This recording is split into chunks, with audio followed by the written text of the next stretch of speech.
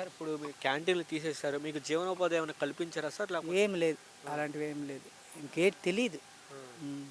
అసలు ఇప్పుడు మొత్తం అన్నీ కూడా ఖాళీ చేసేశారు. ఉమ్. ఎంతమంది నష్టపోయి ఉంటారు సార్? 78 కోట్లు. 500 మంది ఉంటారు. 500 మంది ఉమ్. వర్కర్లు. వర్కర్లు దాని ఓనర్లు అందరు కలిపి ఆ!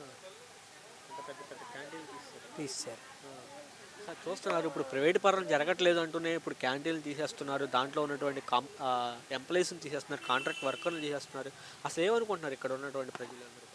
ఏమనుకుంటారంటే అందులో పనిచేసినటువంటి వాళ్ళకి బాధ అనిపిస్తుంది. బయట ఉన్నటువంటి వాళ్ళకి స్టీల్ ప్లాంట్ ఏం జరుగుతుందో ఎవరికి అర్థం కావట్లేదు కదా. ఆ! అసలే ప్రభుత్వం నుంచి ఎటువంటి స్పందన లేదా అసలు? ఏం లేదు, ఆ! దీని ఏం తెలియడం లేదు. ఆ! తీసుకున్నట్టుగా అయితే ఇప్పటికి ఆ షాపుల గురిండే స్పందన ఉంటే ఆఫ్ చేసింది కదా. అవును. మరి ఈ షాపులో అందరూ కూడా అడగడం గాని, ధర్నాగా చేయడం గాని చేశారా? ఏం చేయలేదు, ఎవరి మట్టుకు వాళ్ళు సామాన్లు తీసుకొని వచ్చేయడం అవుతుంది. ఆ! ఓకే. ఎక్కడుంటాయి సార్ ఈ క్యాంటీన్‌లు ఎంత దూరంలో ఉన్నాయి? లోపలే, లోపలికి లోపలే మెయిన్ గేట్ నుండి 5 కిలోమీటర్లు ఉంటాయి. మరి ఎవరు వెళ్ళడం లేదండి? పాసులు ఉన్నటువంటి వాళ్ళు ఎవరి సామాన్లు వాళ్ళు తెచ్చుకుంటారు. అంతే. లేనప్పుడు మరి ఇంకా రిక్వెస్ట్ పైన లెటర్లు రాసి తెచ్చుకోవడం ఏదో అవుద్ది. ఆ! 72 క్యాంటీన్‌లా సార్? 78 78 క్యాంటీన్‌లు. ఓకే. మొత్తం ఇప్పుడు షాపులు అన్నీ కలిపి, క్యాంటీన్లు అంటే షాపులు, పాన్ షాపులు అన్నీ కలిపి. ఆ! ఓకే. సార్ ఇప్పుడు ఉన్నటువంటి పరిస్థితుల్లో మరి నెక్స్ట్ రాబోయే రోజుల్లో మీరు ఏమని చేద్దాం అనుకుంటున్నారు సార్?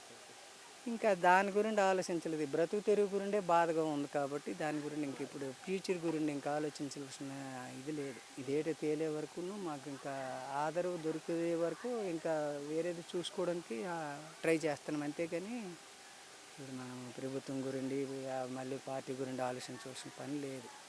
ఆ! ఇప్పుడు మనకి ఎవరు మనకి ముందుకు వచ్చి హెల్ప్ చేస్తే వాళ్ళే మనకి దేవుళ్ళు అంతే.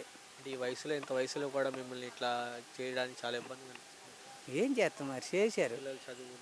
చదువులు దాని మీద ఆధారపడి బ్రతికినటువంటి కుటుంబాలు కదా.